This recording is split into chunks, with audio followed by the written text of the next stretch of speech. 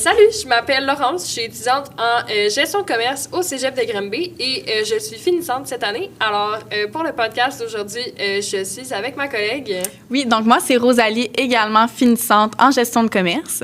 Et moi, c'est Charlotte, je suis également finissante en gestion de commerce. Aujourd'hui, notre invité, c'est Jean-Hugues, un enseignant qui nous suit depuis le début de notre technique. C'est un amateur de plein air, mais également un professeur en technique, comme je viens de le dire, au Cégep de Granby.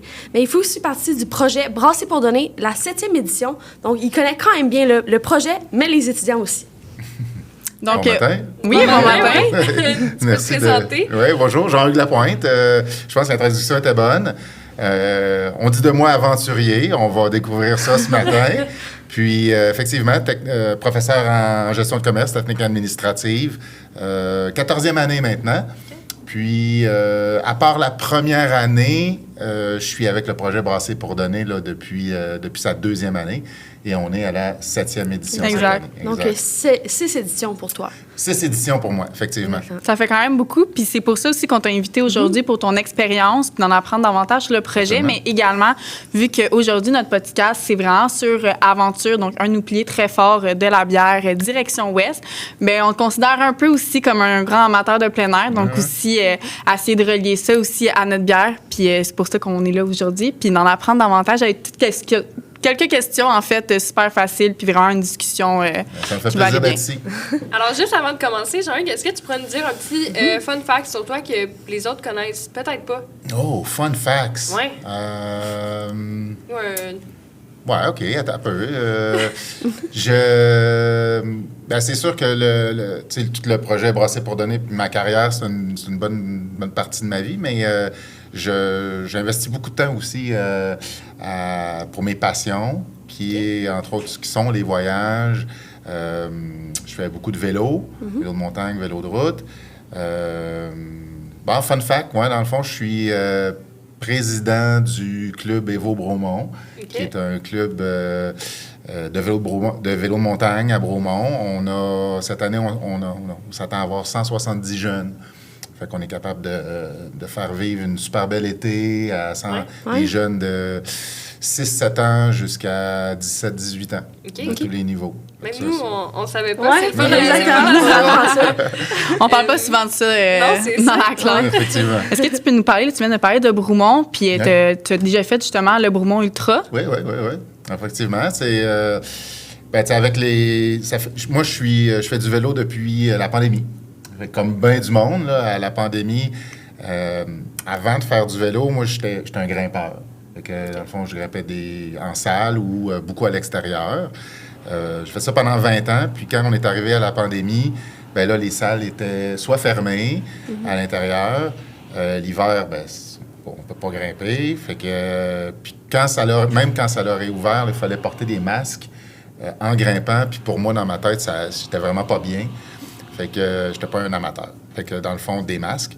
Fait que je me suis trouvé une espèce de qu'est-ce que je peux faire? Puis ce qui m'amenait, moi, une des raisons pour lesquelles je grimpais, c'est que ça se passait à l'extérieur, dans les montagnes.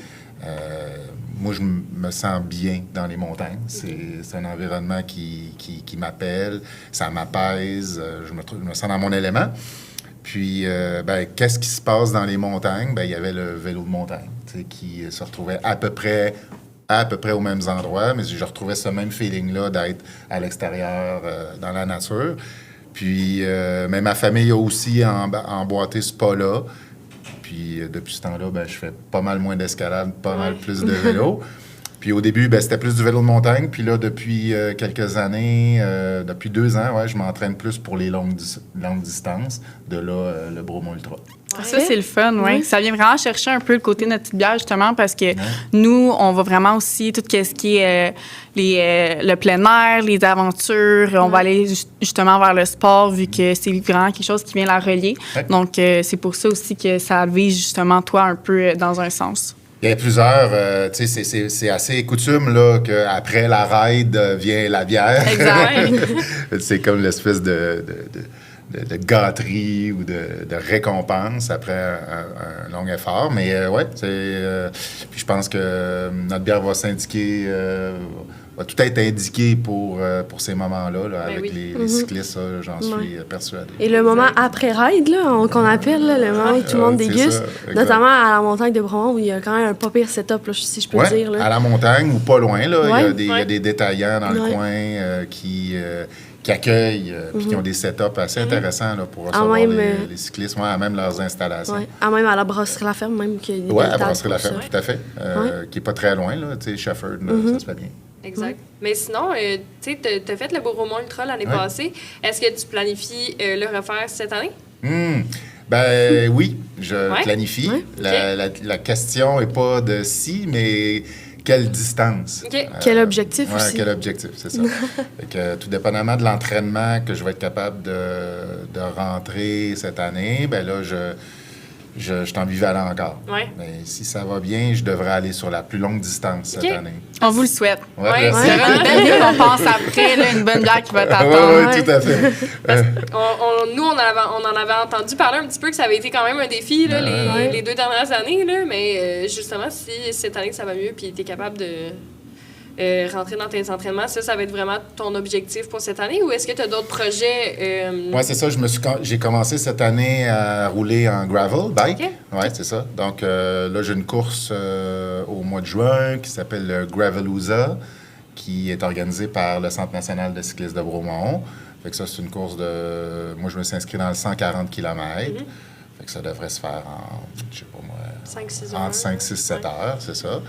Puis là, j'ai peut-être, tout dépendamment si je vais être au Québec là, en août, mais j'aurais peut-être Vallée-Bras du Nord OK. qui organise un raid aussi. Ça serait 75 kilos. Puis là, le fameux Bromont Ultra qui arrive en octobre. Ouais. Là, ça va être soit 80 ou 120. Ça peut paraître pas tant la différence, Ouais. mais sur le Ouais. bicycle, c'est quand Ben même... oui, c'est sûr. Ouais, Exact. c'est quand même beaucoup de préparation. Tout Exact. ça, est-ce que tu peux me parler un peu des défis que tu surmontes pour te préparer à toutes ces courses-là? Oui, vraiment. Ben, le plus grand défi, c'est le temps. Ouais, c'est pas- parce que moi, je l'ai la motivation, tu sais, ça me passionne, ça me fait du bien. C'est le temps. Tu sais, dans le fond, je travaille ici au Cégep, fait qu'évidemment, je suis impliqué dans un paquet de comités, puis c'est super, mais évidemment, ça accroche du temps. J'ai 2 enfants, dont une qui fait de l'équitation, fait que c'est quand même, faut que je la reconduire, etc.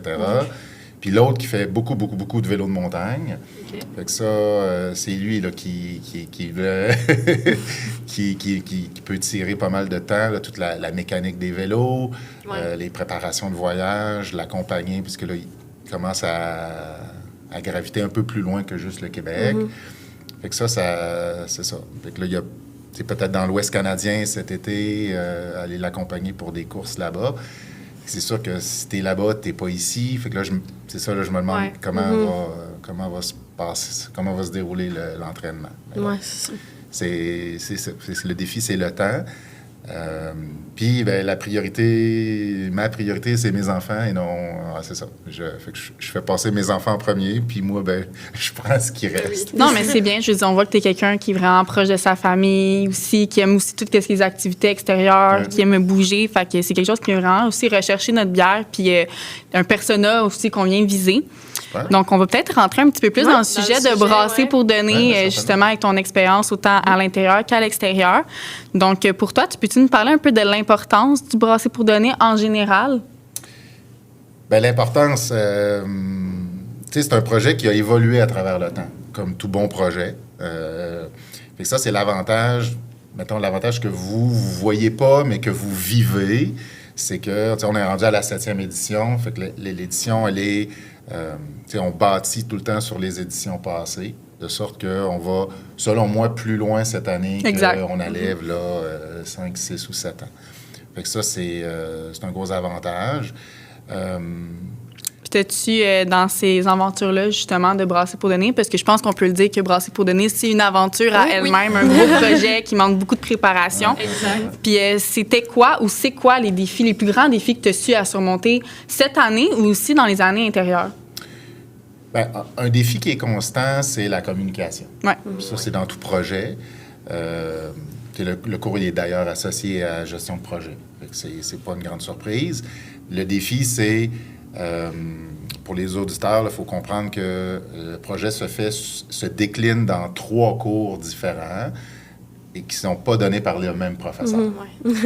Parce que je pense que ça serait, pour vrai, ça serait difficile là, d'enseigner les 3 cours plus gérer tout le projet à un prof. Je pense qu'à 3 profs, ça se fait bien, mais ça donne un défi de communication. C'est-à-dire que vous assurez que tout le monde a la même ligne. C'est-à-dire que si moi je donne une consigne, il faut que la consigne elle soit entendue et répétée la même dans les 3 cours. Puis ça, ça reste un défi. Ensuite de ça, tu as la communication avec les étudiants.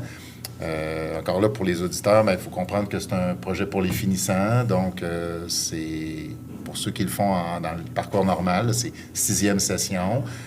Pour la majorité, ils vont graduer. Fait que le but du projet, c'est comme on est rendu à la toute fin, c'est de laisser le plus de marge de manœuvre possible aux étudiants, puis de le gérer en coaching, tu sais. Fait que... puis ça a son défi aussi. On n'est pas dans une rhétorique où c'est le prof qui enseigne, puis voici la théorie, puis un examen. Fait que c'est de laisser du lest aux étudiants, mais s'assurer qu'ils ne vont pas se pendre avec la corde que tu leur donnes. Ouais. Fait que c'est Pensez proche, non, c'est pas vrai. C'est pas vrai. Non, mais nous, on aime mieux si vous avez à faire des erreurs, on aime mieux que vous faites les erreurs ici dans un cadre académique que sur le marché du travail où là, les conséquences sont peut-être plus importantes. C'est un peu ça... Brasser pour donner, c'est un peu ça, Connexion Express, qui est notre entreprise d'entraînement. C'est de permettre aux étudiants d'acquérir de l'expérience concrète, mais dans un cadre académique où on est capable de... Ça pardonne. Puis on est là pour apprendre, là, justement. Tu sais, juste la communication. Dans une entreprise, on l'a vu, c'est déjà difficile de faire de la communication entre tous les départements. Je pense que ça nous l'apprend bien à essayer de faire des tableaux de suivi pour bien communiquer puis que l'information se rende au bon endroit au bon moment. Là. Puis justement, on sait que tu es quand même assez présent dans le projet. Tu nous suis un petit peu, tu nous accompagnes. Puis on va parler justement, tu nous as accompagnés à la ferme la semaine passée, je pense. Pour justement avoir l'expérience puis goûter à la bière, entre autres. Alors, si tu avais à décrire la bière Direction Ouest en 3 mots, ça serait lesquels? Avant mes 3 mots, il faut comprendre que moi, je suis super fier du produit qu'ils ont sorti. Là. Évidemment, la bière qu'on a goûtée la semaine passée, elle n'est pas finale. Non. Elle n'avait pas encore précipité. Là. Il venait juste de brasser. Puis elle n'était pas carbonatée. Ça fait quand même... Et elle était un peu chaude. C'est normal, là, elle sortait du brassin. Fait que moi, je pense que... Puis déjà là, c'est un style que personnellement que j'affectionne beaucoup, là, la West Coast IPA. Fait que moi, la couleur était superbe, puis elle va être encore... plus belle lorsqu'elle va être coulée de la bouteille. Est-ce qu'elle va être un peu... elle ne sera pas filtrée parce qu'on n'avait pas ils ne vont pas la filtrer, mais elle va avoir décanté. Fait qu'elle va être encore plus claire. Tu vois, le caramel était là, était vraiment belle. En bouche, moi, j'adore le houblon. Le houblon était vraiment présent, mais avec une amertume qui était... elle est présente parce que c'est normal avec le houblon, c'est même ce qu'on recherche avec la West Coast IPA, mais c'était quand même souple, c'était rond, je trouvais. Écoute, c'était tellement un plaisir de goûter à ça. Je suis persuadé que ça ne durera pas longtemps là, dans les magasins, sur les tablettes. C'est ça, comme tu dis, c'est une sorte qui est quand même assez populaire déjà de base. Puis là, ensuite, souvent, les gens ils vont vraiment soutenir un projet étudiant. Fait que, comme tu dis, d'après moi, ça ne durera pas longtemps non plus sur les tablettes. Là, surtout qu'ils en produisent juste 2000. Fait que c'est un produit qui est assez exclusif. Oui, effectivement. En comptant tous les étudiants qui sont très fiers de faire le projet et de la bière qu'ils ont faite. C'est ça. Exact. On a vu l'engouement auprès des étudiants. Puis elle va être disponible également, chez des détaillants, là, majoritairement entre Sherbrooke et Montréal, mais elle va être également disponible à la ferme directement, à Shefford. Très belle ferme. On est allé. Sur la terrasse qui va ouvrir là, incessamment. Là aussi, il sera possible de pouvoir goûter à notre produit. Oui, exactement. Nous, on a eu la chance de visiter les lieux. Il faisait pas super beau. Là, il neigeait, il mouillait.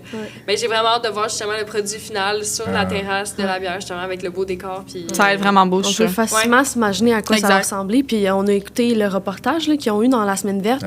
Puis c'est vraiment beau là, quand on voit qu'il y a les portes pour... faire déguster. Il me semble que je te verrais, Jean-Hugues, là, après t'arrêtes de vélo, aller prendre la bière. On ne rendrait pas en vélo de montagne, mais en gravel maintenant. Oui, c'est ça. On fait se rendre facilement. Je te le souhaite. C'est un peu plus facile de s'y rendre comme ça. Oui. Tout à fait. Est-ce que tu dirais que créer une bière, c'est un peu comme une aventure? Oui, tout à fait. Tout à fait. Tu sais, il y a...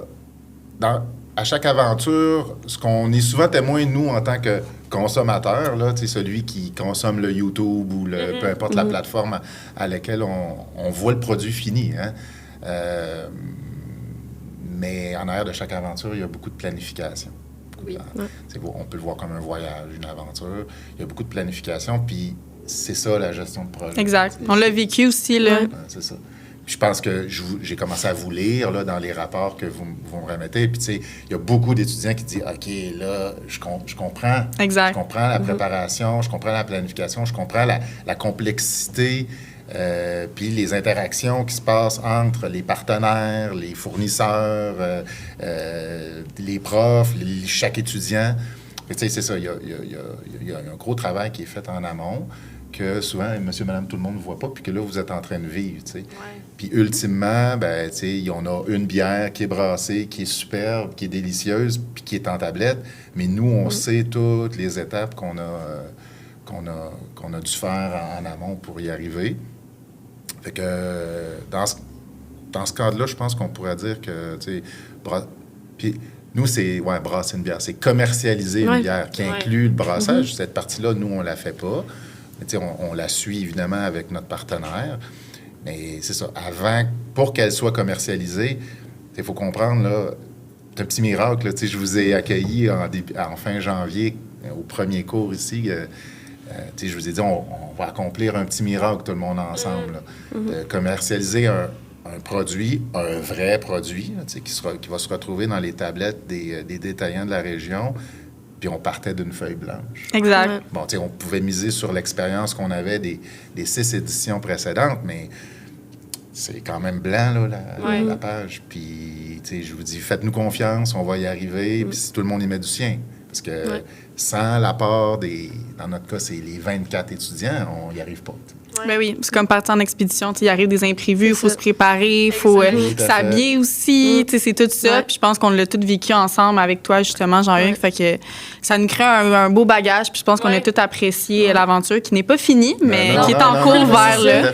C'est comme si on était au début en bas de la montagne, puis là, on est rendu en haut avec plein de choses dans le backpack à amener ailleurs. C'est ça, on est sur l'arrêt sommitale. Exact. Mais justement, je pense que je peux parler aussi pour la majorité des étudiants dans notre cohorte cette année. Là, je pense qu'on apprécie vraiment avoir un projet qui est plus tangible que les autres. C'est pas juste faire une présentation en avant des profs. On a vraiment un produit final à la fin, puis on va pouvoir justement en acheter, puis la déguster, puis l'avoir avec nous comme un peu un souvenir de ce qu'on a accompli. Oui, tout à fait.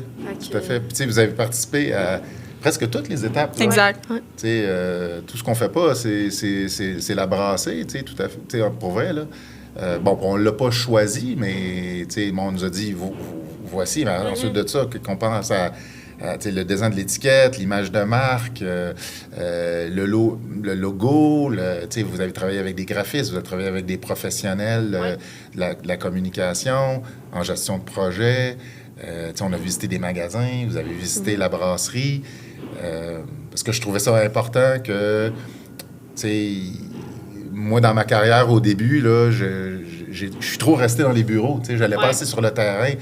Puis je comprenais pas. Mes patrons me disaient, tu devrais sortir plus. Vas-y sur le terrain, va voir.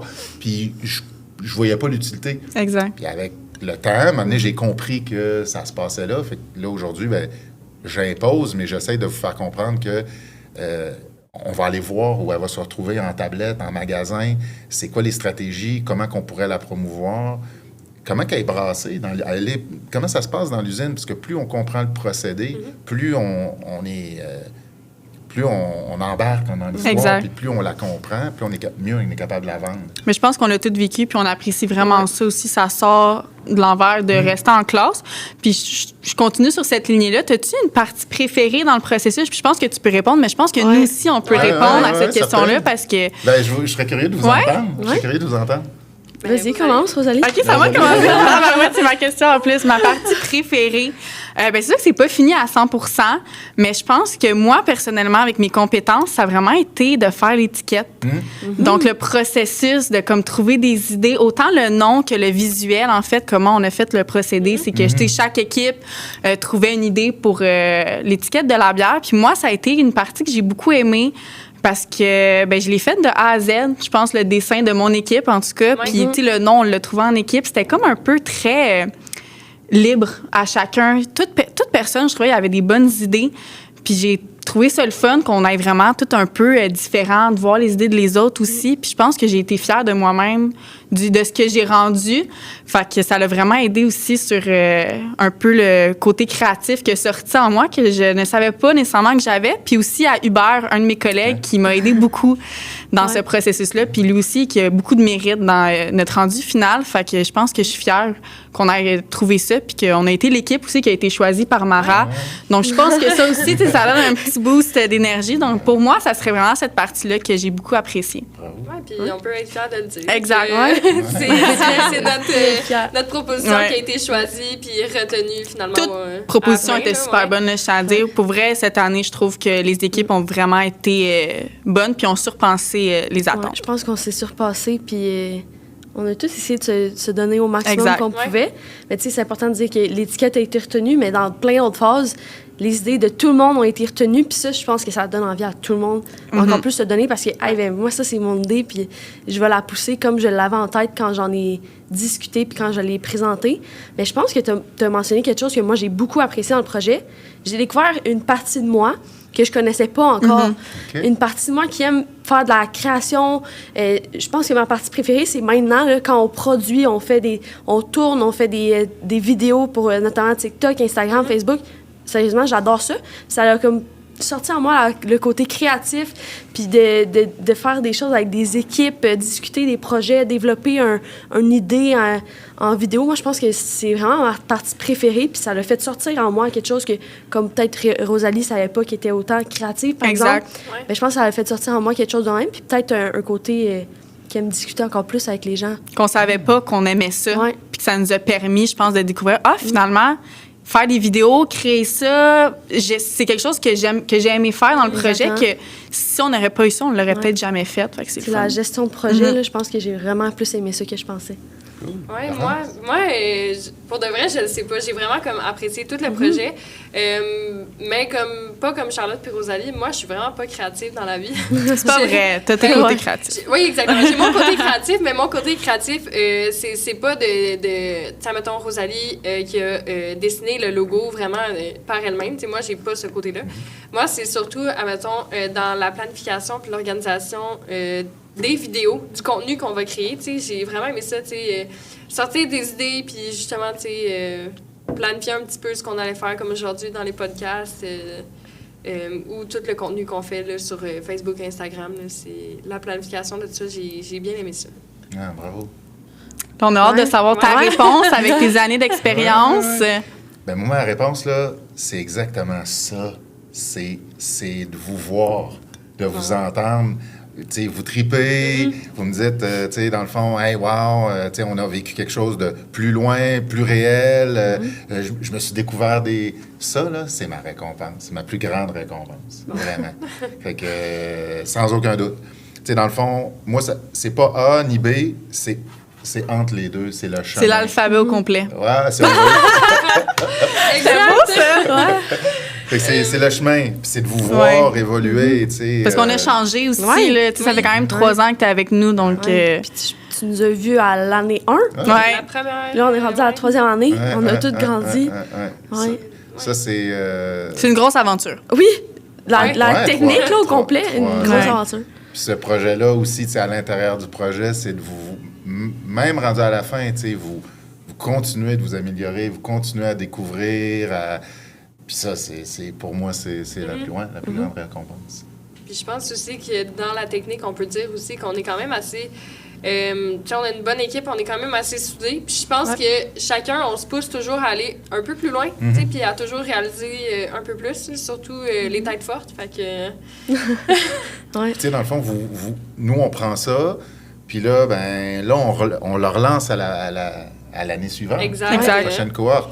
Puis eux, il y a encore des leaders, il y a encore... Là, les gens font comme, comment on peut faire plus? Comment on peut aller plus loin? Comment on peut faire mieux? Puis là, nous, on l'encadre. Puis là, le projet, c'est comme ça. Tu sais, c'est pas les 3 profs qui font avancer le projet. C'est les cohortes au complet qui font avancer le projet ensemble. Nous, on fait juste guider, tu sais, rendu à ce niveau-là. Ouais. C'est un peu différent plus tôt dans le programme, mais quand on est rendu là, c'est...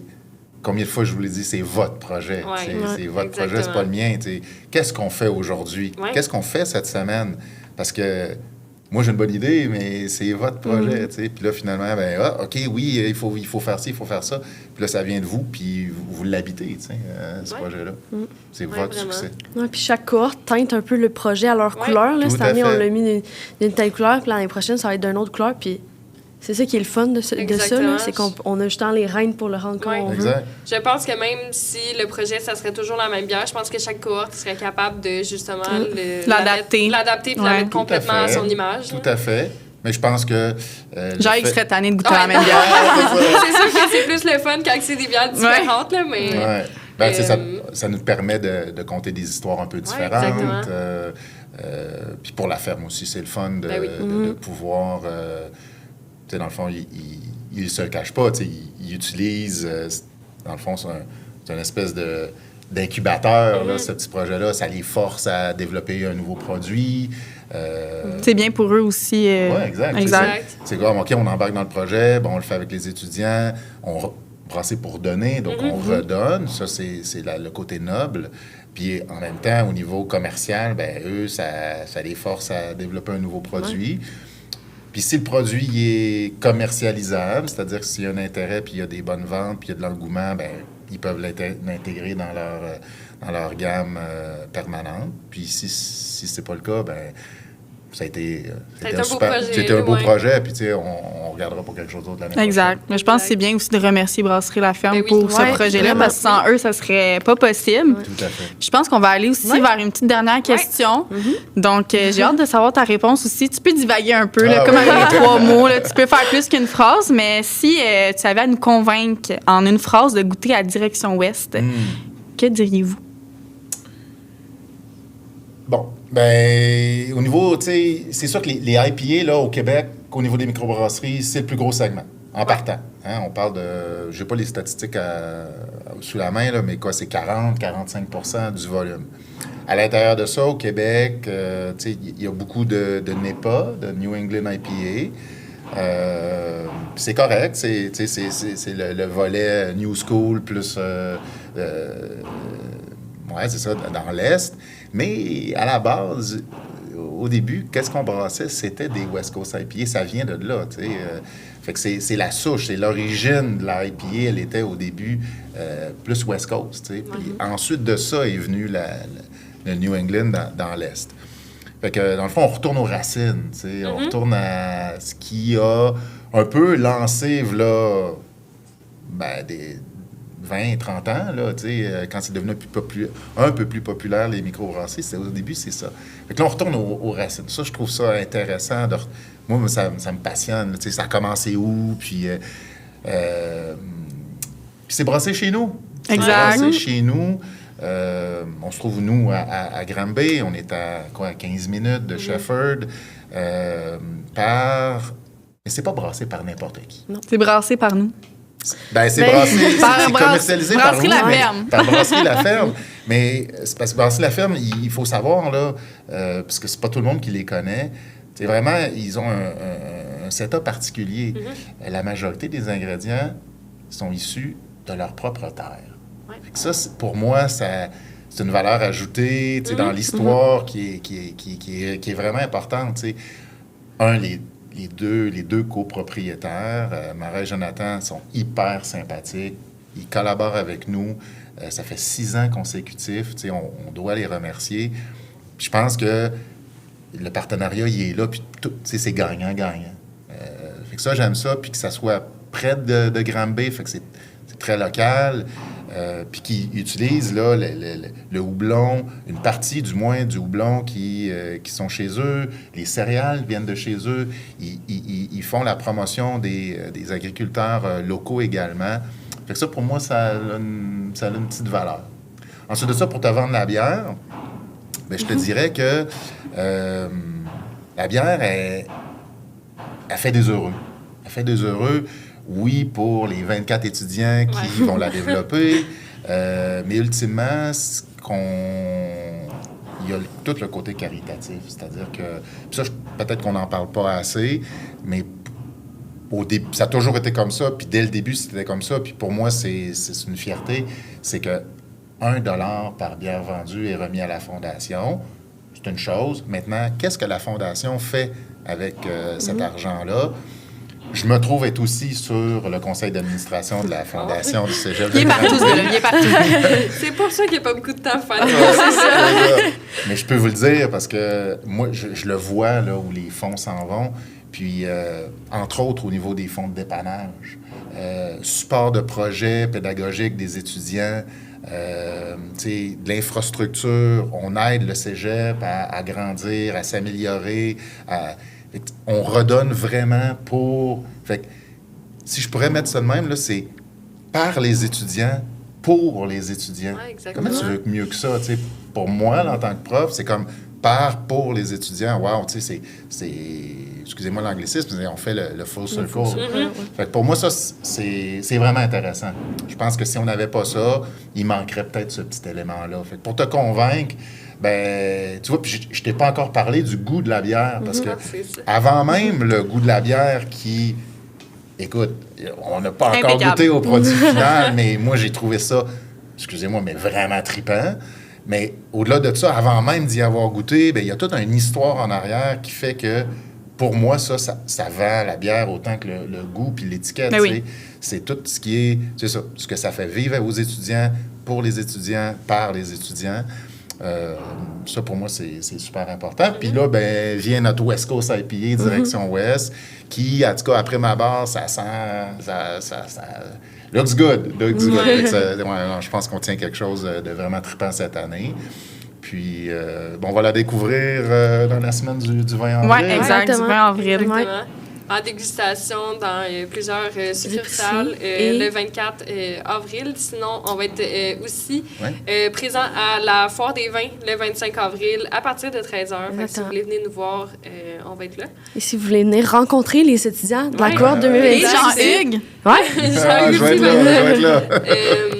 Mais non, c'est ça. Merci beaucoup, Jean-Hugues, d'avoir participé aujourd'hui. Merci à vous. C'est super le fun d'entendre l'avis d'une autre personne, pas juste des étudiants. Puis, de voir aussi quelqu'un qui aime autant la bière aussi, puis qui vient au pied chercher tout ce qui est amateur de plein air aussi, parce que cette bière-là va chercher ces gens-là, mais aussi les gens comme vous, comme tout le monde aussi. Fait que ça veut les inciter aussi. On vous invite à aller essayer de la goûter au moins, ou voir dans les étagères pour nous encourager ou pour... goûter à cette magnifique bière que édition limitée, que Jean-Hugues dit qu'elle est super bonne, puis elle était même pas finie. Fait qu'imaginez. Puis il a juste précisé quelque chose d'assez important, le 1 $ qui sera remis pour chaque bouteille vendue à la Fondation. Donc, ça l'aide beaucoup des gens au cégep. Donc, ça, c'est quelque chose que je trouve qui est important de mentionner également. Exactement. Donc, merci Jean-Hugues pour ton implication dans ce projet-là. Merci beaucoup. C'est un projet justement le fun pour, je pense, tous les étudiants. Puis c'est le fun de se faire accompagner par quelqu'un qui connaît ça, puis par quelqu'un qui est aussi impliqué. Si vous tripez, puis si vous découvrez là-dedans, ben c'est un succès. Ouais, merci. On a une belle aventure présentement. On est super bien mentorés. Merci, au revoir. Merci pour l'écoute. Donc, parfait. C'est déjà la fin de l'épisode d'aujourd'hui sur l'aventure. On tient à remercier nos partenaires, donc la radio officielle M105. Aussi, la brasserie rurale La Ferme, qui nous a aidés vraiment à créer la bière. On a aussi la Fondation du Cégep de Granby. Et c'est maintenant le moment de vous demander de nous suivre sur toutes nos plateformes, donc TikTok, Facebook, Instagram, YouTube, LinkedIn, sous le nom de Brasser pour donner. Pour venir nous encourager dans notre projet. Exactement. Exact, soutenir Puis un va- projet étudiant. Oui. Parfait, oui. Et suivre les étudiants dans tout le projet 2026. Yes. Merci beaucoup. Au Bonne revoir. journée.